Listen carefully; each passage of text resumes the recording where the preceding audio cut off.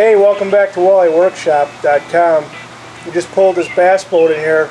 It's my nephew's boat. He wants to upgrade and put a new trolling motor on here. So, you know, this thing, we don't want to scratch it at all. She's an old one, but you know, that's what we do here at Walleye Workshop. Help guys out that need a new trolling motor. So Scott's going to show us how to do it. He's a Minn Kota guy, and let's see what he can show us here. Yeah, we're going to be putting a new Minn Kota Fortrex on here for Jamie's bass boat. You never know what we're up to in here. I'll fix all kinds of old stuff, but you know, these old boats are still good boats, so we're going to make some improvements, and Jamie will have a good summer on the water. The first thing we're going to do with this, we're going to tear the old one off, and then we'll get started on mounting the new one. Ready? Let's go. Let's go.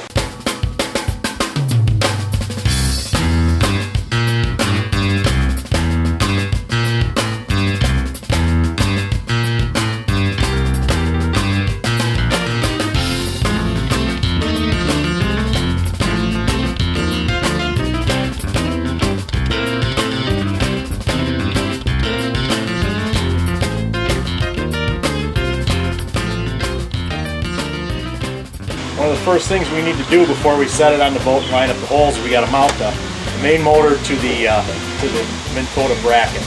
So it's pretty simple. You just find a flat workspace, workbench, in the back of your truck like I'm doing here. All you got to do is just set it up on there, line it up, and there's an Allen screw that goes right over the top, cap screw. Screw that right in.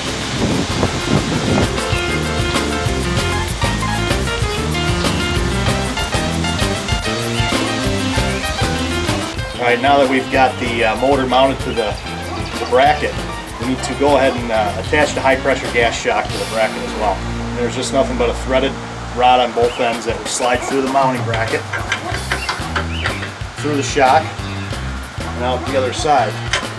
And each end gets a flathead screw, and each screw has a thread lock attached to it.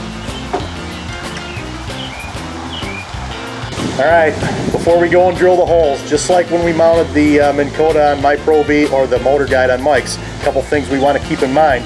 On this Fortrex bow mount, as long as you got the point of this bow mount over the bow, you'll be good to go. Just put a straight edge on there, make sure that is straight up and down from the bow. You'll have clearance when you drop the motor.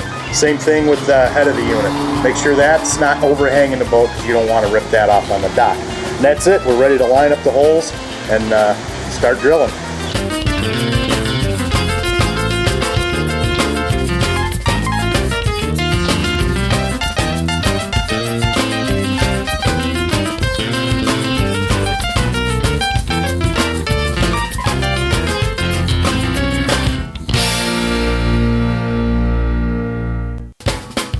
Because we're mounting this to a fiberglass boat, we're typically mounting our stuff to our aluminum boats. It's carpeted.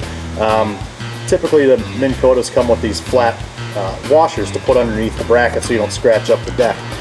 But we can't get our hands in the access panels too small, so with Mike running the motor guides, he's got a bunch of extra, it's like a molly and the nuts on the back side, and it's a rubber grommet and almost like a blind rivet. So that's what will hold the motor down underneath the deck without us having to stick our arms in there. So let's get at it. Okay, everything's mounted. The last thing we got to do here is just mount the prop. There's a shear pin that comes with each one of these. Probably a good idea to have an extra shear pin in the boat and an extra prop, which we do. And just in case you hit a big rock, you can change it on the water. It could ruin your whole day if you don't have it.